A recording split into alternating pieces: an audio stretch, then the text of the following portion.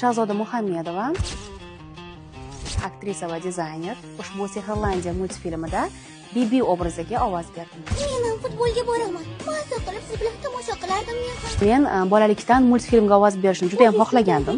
Hech ham kinoaktrisa bo'lishni xohlamaganman, lekin mana qarang, 34 yoshimda multfilmga ovoz berish orzuyim ushaldi va Bibi qahramoniga ovoz beryapman. Hey bola, ko'zingga qara. Bu qahramonni qanaqadir xarakter jihatdan o'xshashlik taraflari bor menda, himoya qilish taraflari. Chunki men ham do'stimni yoki yaqin insonimni kimdir xafa qilsa, birinchi bo'lib chiqaman. Shaxtam qadamlar bilan. Nima? Baqaloq dedingmi? Birinchidan men akam baqaloq emas.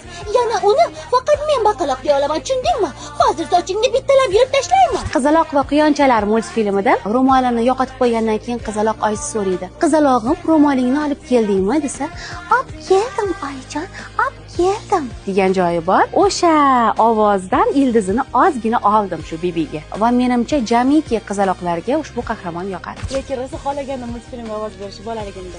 Sehrlandiya bu yangi yilning asosiy tomoshasi.